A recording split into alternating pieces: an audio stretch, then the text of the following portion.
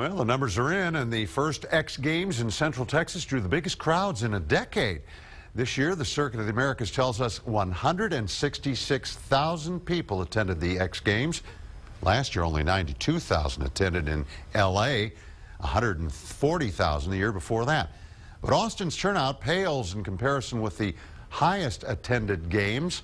In San Francisco, more than 268,000 came out back in 1999. Big events are big boons for Austin. They bring in tax dollars and help the economy.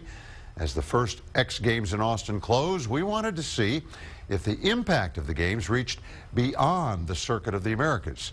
Our Kevin Schwaller found not all businesses are jumping for joy.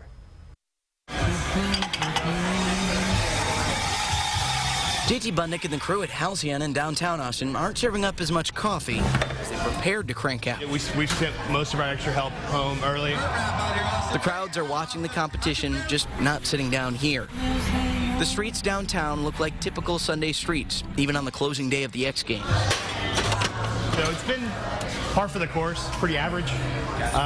Compared to like F1, nowhere near the business that F1. I mean, they had the street blocked off out here during F1. I think the biggest difference is that the racetrack is so far out. It's a different story, though, for some bars on 6th Street that are trying to get the X Games crowd to come in. And a little investment of a banner or two sure does come back tenfold. It really does. Bob Woody can speak for a number of bars. He says East 6th did better than other spots in town. We've been overwhelmingly packed on East 6th, which is Congress to I-35. Not everyone was as fortunate. I enjoy the X Games. I like extreme sports. I occasionally drink Mountain Dew, so that counts for something. Still, Budnick's enjoyment of the competition didn't land him the business he hoped to get. In Austin, Kevin Schwaller, KXAN News.